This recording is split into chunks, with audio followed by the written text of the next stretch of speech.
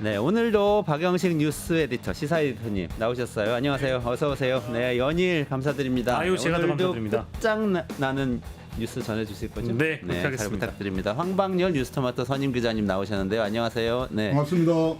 아이고, 예언자로 등극하셨어요. 네. 조금 이따 그 내용 알게 되실 텐데 예. 어제 명언을 남기셨는데 제가 볼 때 그 유발 하라리급의 명언을 남기셨어요. 검사는 사과하지 않는다. 이게 무슨 얘기인지 여러분들하고 같이 이제 파헤쳐 보도록 하겠습니다. 오늘의 가장 중요한 이슈 끝까지 한번 끝장내 보도록 하겠습니다. 박영식 에디터님께 먼저 여쭤볼게요. 네. 오늘의 끝장내 첫 번째 이슈는 오늘 끝장낼 이슈는 윤석열의 최종 변론 만나보려고 합니다. 역시. 어제 이제 최종 변론이 있었는데 논란이 많았고요. 뭐 네. 대체적으로 오늘 사설들이 혹평이 많습니다. 뭐 물론 미래로 나아가야 한다라는 그런 평가들도 있긴 합니다만은 대부분 혹평이고 그나마 2시간 안에서 다행이다. 이런 평가들 속에 아무튼 혹평들이 있는데 과연 최종 변론에서 어떤 메시지를 냈는지 저희가 영상으로 준비를 해봤는데요. 영상부터 만나보고 돌아오겠습니다. 12.3 비상계엄은 과거의 계엄과는 완전히 다른 것입니다. 무력으로 국민을 억압하는 계엄이 아니라 계엄의 형식을 빌린 대국민 호소입니다. 거대 야당은 제가 독재를 하고 집권 연장을 위해 비상계엄을 했다고 주장합니다. 내란죄를 씌우려는 공작 프레임입니다. 미국 트럼프 대통령은 취임 첫날 국가 비상사태를 선포하고 군을 투입했습니다.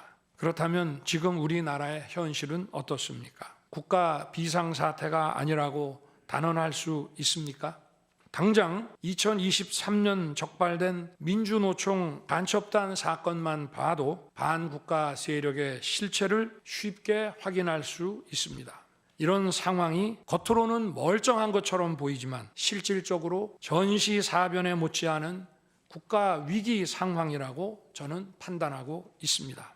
거대 야당은 자신들의 당대표를 수사하는 검사들도 줄줄이 탄핵하고 서울중앙지검장까지 탄핵했습니다. 야당 대표에 대한 검찰 수사를 막고 야당 대표의 범죄를 심판할 판사들까지 압박하기 위한 방탄 탄핵인 것입니다. 12.3 계엄 선포는 계엄의 형식을 빌린 대국민 호소이고 과거 계엄과는 다른 것이었기 때문입니다. 아이고, 이거 이제 좀 보기가 힘드네요. 아니, 트럼프 대통령 이거 들었으면 진짜 억울할 것 같은데 군을 국회에 투입했습니까? 트럼프 대통령이 투입한 건 국경에 투입했잖아요. 국경에. 그렇죠. 국가 비상사태도 그것도 국경을 너무 많은 그 불법 체류자들이 넘어온다. 물론 그것도 논란이 있지만 그런 얘기였지. 이게 무슨 국회를 군 투입한 것처럼 얘기하는데. 하여튼 죄송합니다. 최우진 씨는 엄청 긴데 하이라이트로 뉴스토마토에서 굉장히 잘 편집해 주셨지만 네. 박영식 에디터님께서 조금 더 주요 발언들 중심으로 좀 정리를 해주시죠. 예, 그냥 최후 진술 대부분이 다 이제 야당 공격이었다라고 생각을 하시면 될 것 같습니다. 야당 때문에 계엄했다라는 논리를 설파하는 자리였고요. 그리고 뭐 간첩 사건이나 대공수사권 얘기를 왜 안 꺼내나 했는데 역시 꺼내면서 색깔론을 다시 언급을 한 것이고 이제 주요 발언을 보니까 민주당 정권의 입법 강행으로 인해서 2024년 1월에 국정원의 대공수사권이 박탈되었다. 이제 이것도 야당 책임이다라고 일단 언급을 했고 재판 중인 사건을 언급했는데 이게 간첩 사건에 대한 사례들을 지금 언급을 또 했어요. 민노총 간첩단, 창원 간첩단, 뭐 청주 간첩단, 제주 간첩단 이런 간첩 사건들을 언급하면서 소위 이제 내란 공작 세력들이 있다라고 이제 규정하고 이런 간첩 트라우마를 이용해서 국민을 선동하고 있다라는 발언을 했고 계몽령이 왜 안 나오는지 했습니다. 그랬더니 계엄의 정당성 이걸 강변하기 위해서 계몽령이라는 내용을 마찬가지로 반복을 했고요. 국민들과 함께 나서달라는 대통령으로서의 진심 어린 호소였다라는 것을 다시 한번 강조했고 저는 사실 어제 최고의 헛소리를 하나 찾자면 15명이 유리창을 깨고 들어간 이유도 자신들의 근무 위치가 본관인데 입구를 시민들이 막고 있기 때문에 피하려고. 충돌을 피하기 위해서 아. 불 꺼진 창문을 찾아 들어갔다. 네. 이거 왜 언급했냐면 계엄군이 왜 국회 유리창을 깼느냐에 대한 항변이거든요. 그렇죠. 재판관들이 질문했었죠, 계속. 그러니까 이게 너무 어이가 없는 거예요. 그러니까 시민들을 피하기 위해서 시민들과의 충돌을 피하기 위해서 국회 유리창을 깼다라는 얘기를 대통령 윤석열이 했습니다. 그러니까 이제 가장 큰 논리전 모순이라는 게 이게 국회에 군을 투입시키고 왜 유리창까지 깨고 들어갔느냐라는 지점이 사실 결정적인 부분인데 결정적인 장면이고 증거이고 그런데 이거에 대해서 당초에 무슨 말을 하는지 모르겠어서 그리고 저는 왜 군인들의 근무 위치를 본관이라고 표현했는지도 저는 모르겠어서 이 얘기가 아마 어제 희대의 헛소리가 아니었나 이제 이렇게 좀 요약할 수 있겠습니다. 야당 언급이요 48번 나왔고요. 대부분 다 야당 탓이다. 나는 결정을 할 수밖에 없었던 거국적이고 대국적인 결정을 한 것뿐이다로 정리할 수 있겠습니다. 사과와 통합의 메시지 이런 건 없었던 거네요. 네, 없었습니다. 야, 이거 저기 황방열 기자님 이거 예언하셨잖아요. 어제 그 말씀이요. 검사는 사과하지 않는다. 이거 지금 이게 뭔가 굉장한 명언으로 남을 것 같아요. 그러니까 이제 분쟁이 있거나 타인하고 분쟁이 있을 때 또는 이제 뭐랄까 교통사고 같은 거 있을 때도 먼저 잘못했다고 사과하고 이러면 그 책임을 인정한다. 자기 과오다. 자기 잘못이다라고 인정하는 걸로 검사들은 생각을 합니다. 그러니까 검사들은 이 사건 다루는 데 있어서 절대 사과하지 않습니다. 그리고 이제 자기가 수사하고 기소한 사건이 무죄가 나도 그 시점에서 자기들은 그 당시 상황에서는 최대한 증거를 확보해서 한 것이었고 그 이후에 새로운 증거가 나왔다. 상황이 변했다. 이렇게 갑니다. 그러니까 우리가 아는 검사 출신 정치인들 사과한 예를 아마 찾으실 수 없을 겁니다. 아니, 그러니까 아직 책이 본판이 나오진 않았는데 한동훈 전 국민의힘 대표도 그 책에서 뭔가 사과의 메시지를 낼 수도 있을 것 같은데 뭐 계엄을 못 막았다, 뭐 죄송하다 이런 그런 거 없는 걸로 지금 나오고 있는 것 같아서 그 명언이 계속 정중할 것 같아서 너무 예리한 이 명언인 것 같습니다. 그러니까 애초에 뭐 사과와 승복이라는 거를 기대하기가 어려운. 그러니까 이건 제가 어제도 그 우리 끝장뉴스 시간에 잠깐 말씀드렸지만 이쯤 되면 이제 이 비상계엄 사태를 판단하는 기준이 헌법이라는 거창한 것보다는 그냥 윤석열이라는 한 인간, 그러니까 헌법의 문제가 아니고요. 헌법을 어떻게 해석하느냐의 문제도 아니고요. 내란 행위에 대한 디테일한 부분들을 따질 거 없이 그냥 윤석열이라는 인간에 대한 문제인 것 같아요. 그러니까 어제 최소한 이제 양심이 있었다라고 한다면 비상계엄 선포에 대한 사과, 그것에 대한 부적절성 이런 것들을 언급했어야 되는데 그게 아니라 온통 야당 탓과 자신의 어떤 정당성을 강조하기 위해 했던 거라면 이거는 이제 기존에 있던 입장과 전혀 다를 게 없는 거기 때문에 이쯤 되면 이제 한 인간의 문제로 접근하는 게 좋겠다라는 생각도 좀 들었습니다. 저는 어제 이제 방송을 좀 보다가 도저히 방송을 못 보겠어가지고 그만두고 텍스트로 그냥 읽어봤는데 그러기 잘했다 이런 생각을 합니다. 그러니까 이제 2시간짜리 내란이 어딨냐.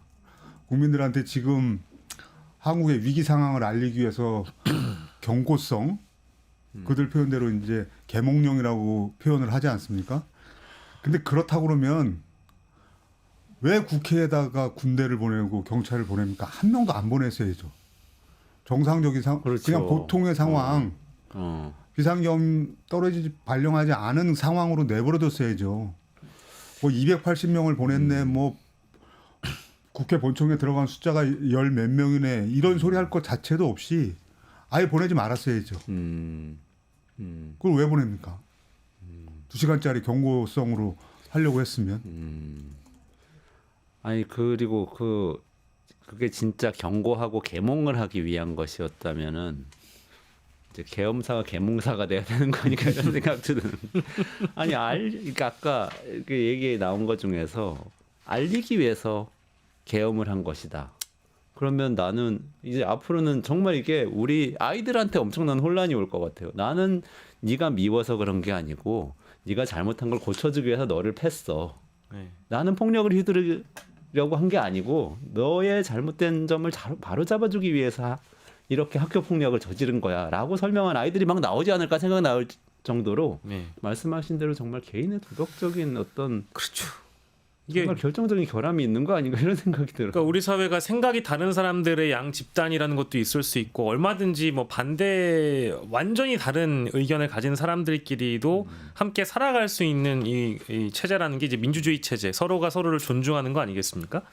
근데 이제 극단주의에 이제 몰입한 인간들은 나와 다른 생각을 갖고 있는 사람을 어떤 폭력이라는 수단이라든지 이런 수단들을 동원해서 권력이라는 수단이든지 이런 수단들을 동원해 가지고 무릎 꿇리려고 하는 것 혹은 겁을 주려고 하는 것이 이제 극단주의라고 저는 생각을 하는데 그러니까 이 인간 윤석열의 이 머릿속에는 그저 이 2시간짜리 내란이 어딨냐 그리고 그저 겁을 주려고 했던 경고성 계엄이었다라는 것을 반복했지만 그것이 거짓말이라는 그 무수히 쏟아진 언론 보도와 증언들과 증인들이 있는데도 불구하고 여전히 그런 태도를 견지하고 있었다라는 거에 참담함을 일단 가질 수밖에 없고요. 우리가 요즘 초등학생들만 하더라도 그 학교 교과 과정에서 사과의 요소 같은 것들을 많이 가르칩니다. 아이들한테 어떤 것이 진정한 사과인지 그런 거 얘기를 해주거든요. 그렇죠. 그럼 첫 번째가 진심이 담긴 사과를 해야 된다. 그러니까 내 잘못을 인정하는 것이고 변명을 하지 않는 것, 그러니까 사족을 붙이지 않는 것이고요. 그리고 반성의 진심을 보여주고 상대방의 이야기를 경청해주는 태도가 중요하다. 그리고 내가 이 이후에는 앞으로 이런 잘못은 꿈도 꾸지 않겠다. 잘못하지 않겠다라고 재발 방지를 약속하는 이걸 사과의 사요소라고 해가지고 요즘 학생들한테 가르쳐요. 근데 어제 대통령 윤석열의 최후 진술에는 이 네 가지가 아무것도 없단 말입니다. 그렇죠. 그게 가장 그냥 문제고 물론 그냥 기술적으로 봤을 때 사과라는 것이 들어가지 않았냐라고 물으신다면 물론 들어갔습니다. 들어갔는데 그 들어간 게 이제 처음과 끝에 보면은 놀라게 해서 죄송하다. 그래서 국민께서 일하라고 맡겨주신 시간에 제 일을 하지 못하고 있는 현실에 대해서 송구스럽고 이런 얘기를 했고요. 국가와 국민을 위한 계엄이었지만 여기도 또 변명이 들어가잖아요. 국가와 국민을 위한 계엄이었지만 그 과정에서 국민 여러분들께 혼란과 불편을 끼쳐드린 점 요거 죄송하다. 그러니까 이거는 사과가 아닌 거죠. 원래 사과를 그렇게 하면 안 되는 거죠. 그렇죠. 아까 말씀하신 것처럼. 네네네. 진짜 맞습니다. 무슨 어떤 기업에서 예를 들어 대기업에서 공장 폐수를 잔뜩 배출해가지고 언론에 보도가 됐어요. 근데 네. 저희들이 정말 잘못했습니다. 다시는 그러지 않겠습니다. 그리고 다만은 피해자들한테 모두 보상하겠습니다까지만 해야지. 예. 그렇지만 이 행위는 우리가 국가 경제의 발전을 도모하기 위해서 협조하기 위해서 소비자 여러분을 위해서 최대한 노력하다 보니까 이런 일이 생긴 것일 뿐 이렇게 들어가는 순간 그 기업은 주가도 떨어지고 물건도 안 팔리고 불매운동이 일어나고 난리 나는 거예요. 기업은 주가라도 떨어지죠. 근데 이제 이분은 어떤 게 떨어질지 모르겠습니다. 그러함에도 저는 사과 이런 건 애당초 아예 생각도 안 했지만 그래도 승복 그러니까 헌재 결과를 인정한다. 그렇죠, 그렇죠. 이런 거는 그래도 한마디 들어가기를 바랬는데 이제 그 이유는 헌재 판결 나오고 그 다음에 이제 대선 국면으로 가고 이때 이 과정을 지금 굉장한 혼란과 물리적 충돌을 걱정하고 있지 않습니까? 그런 거를 조금이라도 막으려면 윤석열 씨가 아무리 마음에 안 들고 뭐 법률적으로 어떤 문제가 있고 어쩌고저쩌고 하더라도 나온 결과는 인정하겠다. 이런 말이 있었어야 이게 좀 상황을 악화시키는 걸 그래도 좀 막을 수 있었을 텐데 그것조차도 이제 헛된 기대였다. 이런 면에서 굉장히 좀 걱정되는 대목입니다. 그러니까 사실은 많은 보수적인 평론가나 또는 국민의힘 정치인들이나 이런 분들조차도 사과를 하고 통합의 메시지를 내야 된다 이런 얘기를 좀 했었잖아요. 그렇게 하는 게 사실은 본인들이 지지를 좀 회복하거나 또는 차기 대선에서 그래도 이길 수 있는 가능성을 높여줄 거다 이렇게 생각을 했던 것 같은데. 통합의 메시지는 뭐 저는 그런 생각도 않고 다만 인정. 근데 이렇게 해놓으면 윤석열 씨가 이렇게 해놓으면 국힘은 계속 발목을 잡게 됩니다. 그러니까 지금 현재 발목을 떼내고 싶은 생각도 별로 없어 보이긴 하는데 이렇게 되면은 국힘 사람들이 뭔가 좀 바꾸고 싶어도 그런 내부 그런 흐름이 나올 수가 없어요. 국민의힘 반응은 어때요, 진짜? 뭐 국민의힘 반응도 제각각이긴 한데 일단 주류 정서만 소개를 해드리면 진솔한 변론이다. 이제 이게 주된 정서와 기류입니다. 일단 권성동 원내대표의 말만 옮겨드리면 물론 안타깝고 이 상황에 대해서 무겁게 생각한다. 탄핵 심판이 이루어지는 게 그리고 국민들께 송구하다로 얘기를 했지만 변론을 종합을 해보면 비상계엄의 불가피성에 대해서 국민들에게 설득력 있는 내용이었다라고 생각한다라고 이야기를 했고요. 그간 이제 헌재를 또 때렸습니다. 헌재는 그간 심리 과정에서 불공정성과 편파성을 드러냈는데 최종 결론에서는 정치적 판단이 아니라 공정하고 현명한 법적 판단이 있어야 될 것으로 생각한다라고 얘기를 했고요. 수석 대변인 역시도 뭐 이제 통합의 메시지를 저는 찾아볼 수 없는데 이건 신동 수석 대변인이 이렇게 얘기를 했습니다. 국민 통합의 메시지를 던졌다. 이제 이런 워딩도 보여요. 그러니까 애써 높이 평가해주는 모습이긴 한데 다만 일부 이제 김용태 국민의힘 의원이라든지 김상욱 의원 같은 분들은 그래도 조금 목소리를 내줬는데요. 승복의 메시지와 통합의 메시지가 없어서 아쉽다라는 평가도 덧붙였고 김상욱 의원 아직도 이 윤석열 대통령이 제왕적 사고에서 못 벗어나 있는 건 매우 참담한 심정이다. 그래서 일부 국민의힘의 의원들은 좀 아쉬워하는 모습도 보여주긴 했는데 앞서 이제 우리 황방열 기자님이 말씀해 주신 것처럼 사과보다 중요한 건 승복이었는데 승복을 하지 않음으로 인해서 어쨌든 국민의힘에 있는 주류 정치인들은 이 상황을 빠져나갈 수도 없는 그런 딜레마에 지금 빠지게 되어 있고 아마 목적성을 이제 저는 목적에 대한 합리성이 좀 윤석열 씨가 있어야 된다고 보는데 그게 없다고 보는 게 어쨌든 이런 식으로 계속 승복하지 않고 상황을 지지부진하게 끌고 가서 어제 말씀드린 최악의 상황은 옥중 정치를 할 가능성이 있다라는 거 혹은 대선에 개입하고 싶어 한다라는 거 분탕질을 치는 정치를 또 한번 피고인의 신분으로 보여주려고 한다라는 거 이제 이런 게 제일 걱정이 되고요. 사과도 사실 그런 측면에서 하기는 어려웠을 겁니다. 왜냐하면 사과를 하게 되면 논리적으로 탄핵에 대한 잘못을 그러니까 탄핵에 대한 사과를 해버리면 그 내가 잘못을 인정하는 꼴이 돼버리니까 결과적으로는 외부에 있는 세력, 국민의힘에 있는 정치인들에게 명분을 주는 거잖아요. 탈출할 수 없는 명분을 만들고자 사과도 하지 않고 승복도 하지 않았다고 봐야 되겠죠. 민주당에서는 비판했겠죠? 예, 민주당은 예상 가능한 수준의 강도 높은 비판을 했습니다. 파렴치한 거짓말을 한다. 이제 이렇게 정리를 했고요. 참회나 사과가 보이지 않았다. 파면을 촉구하는 메시지이고 하루 속히 파면을 해달라라고 조승래 수석 대변인 얘기를 했고요. 또 다른 야당인 조국혁신당에서도 여기 좀 강도가 좀 더 셉니다. 네. 연산군도 울고 갈 역사상 최악의 폭군이었다. 이걸 실토했다라고 얘기를 하면서 반사회적 성격 장애자임을 스스로 드러냈다. 윤석열의 파면은 상식이다. 이제 이런 입장을 밝혔습니다. 연산군 기발한데 히틀러가 더 가깝지 않나 이런 생각도 좀 드는데요. 근데 그 대선 주자들은 또 국민의힘 안에서 이 생각을 해보면 민주당 대선 주자들은 당연히 강도 높게 비판하는 입장을 보이면 되는 것 같은데 국민의힘 대선 주자들은 조금 입장이 서로 다 갈리지 않을까요? 어땠어요? 대선 주자들 입장도 나왔나요, 황 기자님? 예, 홍준표 시장만 굉장히 바쁜 것 같습니다. 탄핵이 기각될 수 있는 최종 진술이었다. 그리고 탄핵이 기각될 거로 기대한다 이런 얘기를 했는데 그것도 좀 웃긴 얘기가 어젠가 그젠가요? 바로 시장 그만두고 서울 가겠다고 또 그랬지 않았습니까? 맞아요. 대구시장 그만둔다고 그래서 대구의 시민단체들이 막 환영 성명 냈더라고요. 시장 그만두면 후임자 빨리 찾자 그러면서. 드러내지는 못하는데 이제 마음은 이미 다 콩밭에 가 있는 그런 상황이라는 걸 보여주는 거죠. 한동훈 대표 같은 경우는 이제 2월 4일 날인가 출판기념회 하면서 아주 본격적으로 움직인다고 그러고. 3월 4일이요? 그렇죠. 3월 4일 날.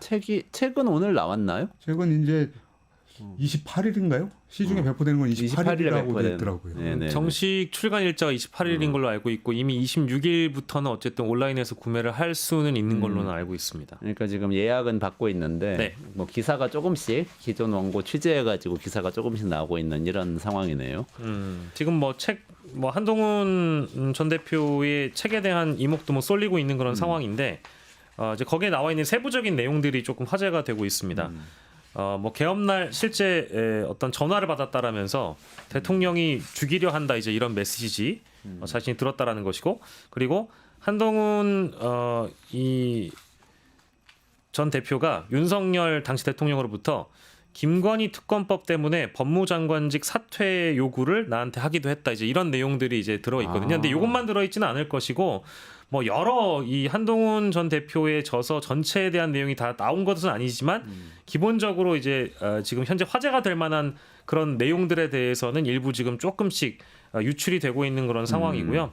이 책을 발간하는 어떤 배경이나 이런 것들을 설명하면서 탄핵으로 상처 입은 국민들에게 자신 또한 좀 미안하게 생각을 한다라는 입장을 동시에 밝혔기 때문에 지금으로서는 이제 한동훈 전 대표는 지도자성을 좀 강조하고 윤석열 측과의 거리두기도 필요하지만 일부 또 윤석열을 지지하는 사람들의 마음을 또 한 번씩 터치를 해야 되기 때문에 SNS상에서 보여지는 설전을 보면 뭐 이재명 대표를 연일 때리는 모습들 이제 이런 메시지들은 계속 간혹 보이는 것 같고요. 아마 아직 파면 결정이 나기 전까지는 계속 뭐랄까 대선 주자들이 갈짓자 행보 비슷하게 보여질 만한 그런 내용들을 스스로 딜레마를 좀 겪는 모습들을 많이 보여줄 것 같다는 생각도 들고요.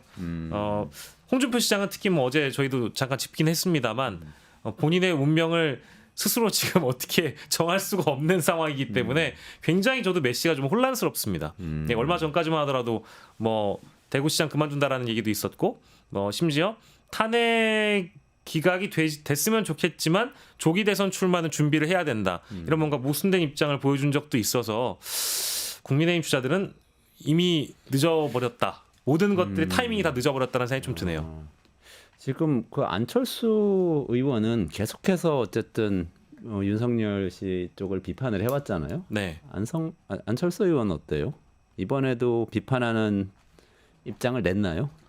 지금 최후 진술과 관련해서는 통합 화해 메시지를 기대했으나 없다라고 얘기를 하기는 했습니다만 안철수 의원의 어떤 톤앤 매너 역시도 아주 가열차게 윤석열 피청구인을 비난만 할 수는 없는 그런 상황에 놓여 있습니다. 왜냐하면 대부분의 주자들이 국민의힘 대선 경선을 통과해야 본선에 올라갈 수 있기 때문에 윤석열 피청구인 윤석열과는 거리를 둔다 하더라도 그리고 탄핵에 어쨌든 승복하는 입장을 나중에 보인다고 하더라도 결국 자신들이 끌어안을 지지층은 현재 윤석열 지지층, 주류 지지층이기 때문에 이분들의 눈치를 좀 보고 있는 상황이다라고 좀 평가를 해야 되겠죠.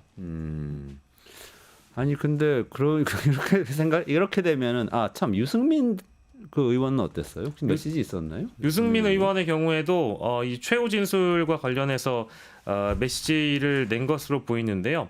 근데 그것보다는 이 최후 진술에 대한 평가를 원래 이제 기본적으로 대통령에 대해서 좀 반대 입장에 서서 정치를 해왔던 사람이기 때문에 일단 아쉽다라는 입장을 낸 것으로 보이고 그보다도 사실 가장 더 크게 부각시키고 있는 언론이 부각하고 있는 내용은 이재명 대표와의 어떤 비판, 이재명 대표에 대한 비판, 이재명은 빈집털이 도둑이고 중도 보수는 아니다. 이제 이거에 대해서 할 말이 내가 참 많이 있다라는 대목이 하나가 지금 눈에 들어오고 있고요.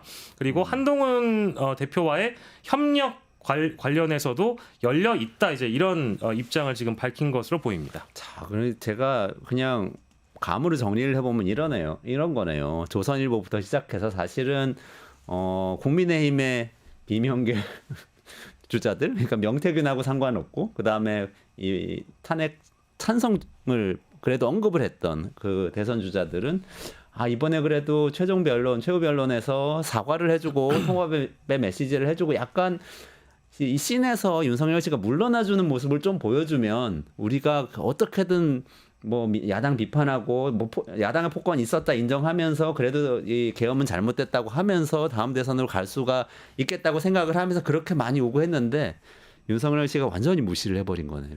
그래서 지금 다들 뭔가 발목을 잡힌 것 같은 그런 이 분위기가 연출된 것 같네요. 근데 이제 그런 자박인 거죠.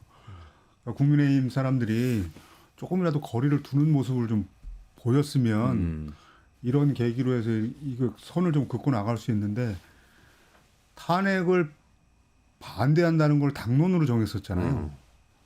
그러니까 이렇게 가니까 이게 계속 그 뒤에 스텝이 방면으로까지. 계속 꼬일 수밖에 없습니다. 아까 조선일보 그리고 잠깐 조선일보 말씀하셨는데 윤석열 복귀가 어렵다 이렇게 다 생각을 하는데 특히 어려운 게 조선일보 때문에라도 안 될 것 같아요. 김건희 그렇죠. 씨가 조선일보 폐간에 목숨을 걸었다고 그러는데 그런 보도가 나왔어요. 그 윤석열 그 씨 보도는- 복귀하면 조선일보 폐간에 진짜 목숨 걸고 나오면 어떻게 합니까? 이게 안티 조선의 새로운 주자입니다. 그것도 전화 녹음 나온 거죠. 그렇죠. 그거는 어디서 나왔어요? 그 주진우 기자가 주진우 씨가 좀그 시사인 편집위원이죠. 예, 취재를 했는데 이제 김건희 씨가 누구랑 통화했는지 그 통화 대상자는 이제 공개가 안 된 상태에서 김건희 씨 그 육성만 나왔죠. 통화 녹음. 아니 하필이면 또 조선일보 폐간이 여기서 나와서 그게 오늘 사실 유튜브에 현재 돌고 있는 알고리즘 중에 가장 큰 주제이긴 한데 굉장히 당황스러운 내용이긴 하죠. 저는 그것도 이게 모르겠어요. 시점 자체가 일단 계엄 이후의 상황으로 알려져 있어서 계엄 이후에 조선일보에 대한 어떤 배신감을 김건희 씨가 느꼈기 때문에 그것을 누군가에게 실제 구두로 이야기하는 육성이 지금 공개가 된 거라서 그 주진우 기자가 어느 쪽에서 그 내용을 취재를 해왔는지 또 그리고 조선일보는 심지어 또 지금 주진우 기자에게 소송을 걸겠다라고 지금 엄포를 놓은 상황이라서 예, 이게 좀 말을 할 때 조선일보가요? 조선일보가요. 왜 조선일보가 소송을 걸죠? 그러니까 이제- 김건희 여사가 소송을 걸어야 될 것 같은데. 이제 그 말을 좀 옮기는 과정에서 조선일보가 연관성이 있는 것 같은 그런 내용들이 좀 흘러나왔던 모양입니다.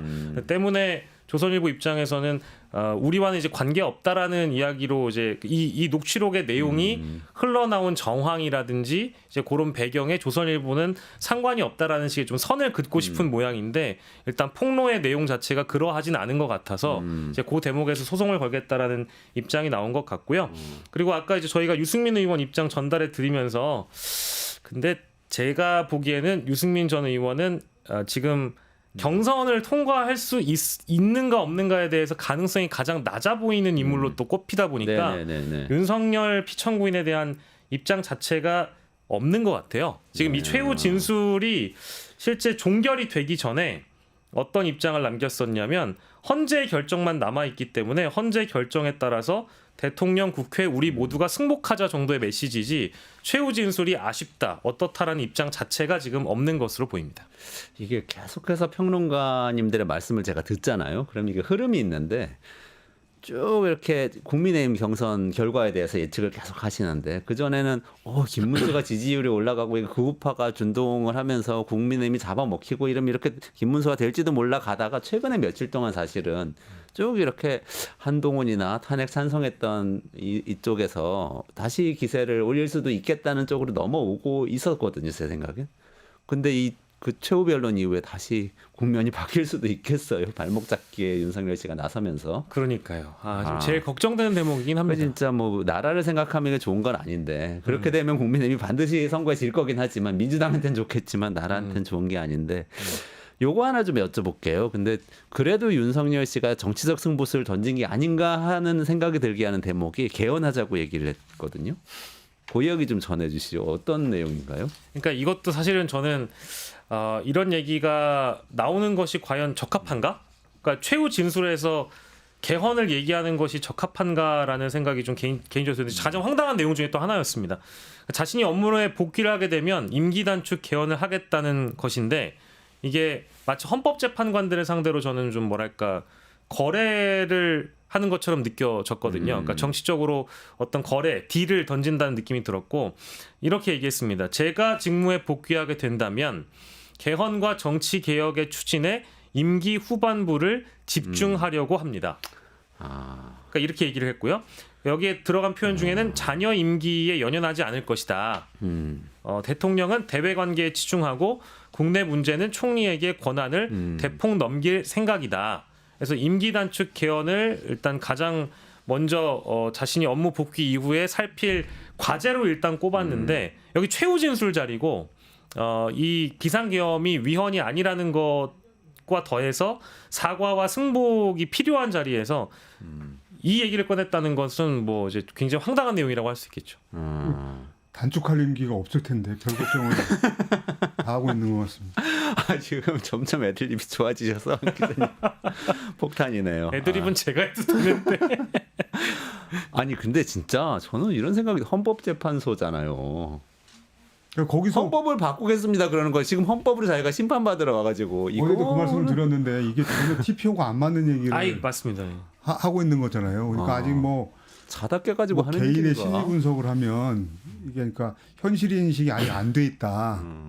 설마 그래도 파면 결정이 나올 거냐 나올까 뭐 이런 거를 믿지 못하는 그런 것도 있을 테고 만약에 윤석열 씨한테 이런 내용을 개헌 이런 내용을 주입시킨 사람들이 있다고 하면 그거는 그런 걸 좀 분석을 해보면 그거는 이제 박근혜 트라우마에 대한 그 학습 효과 이런 게 작용했을 가능성은 있을 것 같습니다. 그러니까 박근혜 이제 초기에 이 내란 사태 터지고 나서 윤석열 씨가 아주 극렬하게 저항하는 모습을 계속 지금까지 보이고 있는 건데 이 집단적으로 보면은 박근혜 대통령 탄핵당할 때 박근혜 대통령은 거의 승복하고 그냥 꿇어버리는 형태로 하면서 그 국민의힘 지지층이 다 와해돼 버렸단 말이에요. 근데 그렇게 되면 안 된다. 이런 집단적 학습 효과가 있습니다. 그러니까 홍준표 시장이 계속 얘기하는 게 지난번처럼 박근혜 탄핵 때처럼 그렇게 당하면 안 된다. 이런 논리로 계속 얘기하지 않습니까? 윤상현 의원도 마찬가지고. 이제 그런 박근혜 학습 효과가 이쪽에 이렇게 작용하고 있는 것 이런 게 큰 배경이 돼서 개헌 같은 얘기를 전혀 TPO가 맞지 않는 얘기라도 이렇게 얘기하는 그 배경에는 그런 게 있는 걸로 생각이 좀 됩니다. 아 근데 그러니까 이게 그 헌법재판관들도 황당했겠지만 그 원래 이 임기 단축 이야기는 모 언론이 단독 보도로 이런 내용이 최후 진술에 나올 것이다라고 예고 기사가 나왔던 적이 있어요. 맞아. 근데 그때 대부분의 그 비평하시는 분들은 이것까지 나오게 되면 이건 정말 이제 막장이다. 왜냐하면 어떤 현실 인식을 전혀 하고 있지 못한다. 그러니까 우리가 현실 자각 능력이라고 해야 되잖아요. 내가 지금 무엇 때문에 여기에 와 있고 나는 지금 누구이고 어떤 말을 해야 되는 위치에 있는지에 대한 그 자각이 없는 사람이나 방금 황 기자님이 말씀해 주신 것처럼 TPO에 맞지 않는 이야기를 하는 거지.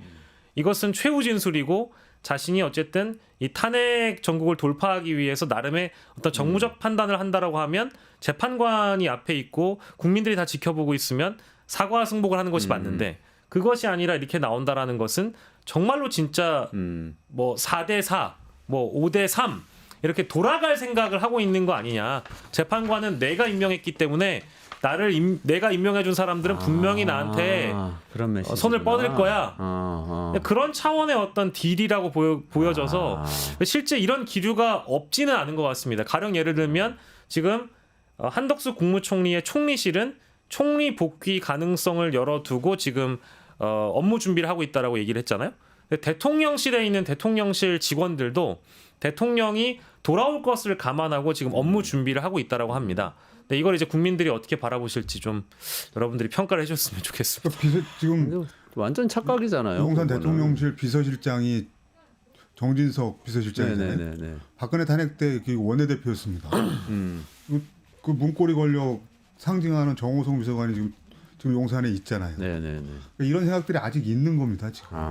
그 생각들이. 근데 저는 이런 생각이 들어요. 제가 이 스튜디오에 차를 맨날 갖고 다니지 않지만 운전하고 오는 날은 여의도를 거쳐서 마포대교를 건너올 수도 있고 원효대교를 건너올 수도 있거든요. 근데 원효대교가 하루 막히잖아요. 그 다음날 마포대교를 가면 마포대교가 막혀요. 그 다음날 원효대교랑 원효대교가 막히거든요. 국민의힘이 윤석열 씨도 마찬가지고 만약에 그게 전략이라면 또 정호성 비서관도 마찬가지. 그게 전략이라면 완전히 망하는 전략인 것 같아요. 박근혜 때 이렇게 했으니까 우리가 망했으니까 이번엔 반대로 가자. 반대로 가면 더 망합니다. 반드시 더 망해요. 더 막혀요. 반대로 가도 다리가 막힐 수 있는데. 그러니까 예. 이거는 막히는 다리로 또 가고 있는 거예요. 많은 분들이 이제 들어오셔서 현자의 돌림, 햇빛님, 몬순이님, 호행님, 빈센트님, 어이구, 영영님은 박영식 에디터님 영영님 아니시죠? 아니요, 저 아닙니다. 본인은 아니시고, 네네. 근데 박영식 에디터님 예스탄을 하고 계신 것 같은데 감사합니다. 감사합니다. 뭐. 힘내서 계속 진행해 보겠습니다. 황방열 기자님 응원도 좀 해주세요. 네, 부탁드리고요. 뉴스토마토가 12.3 내란을 막아낸 시민영웅 1000명 찾기 프로젝트를 진행합니다. 내란을 막고 탄핵 소추를 이뤄낸 시민영웅 1000명을 찾아내 대한민국 민주주의의 역사로 기록하고 시상해 본보기로 삼음으로써 민주주의를 더 널리 확산하기 위한 프로젝트입니다. 이 과정에 직접 참여했거나 참여자를 추천해 주실 분들은 아래 메일로 제보해 주세요. 많은 참여 바랍니다. 뉴스토마토와 함께 해주실 분들의 응원을 기다립니다.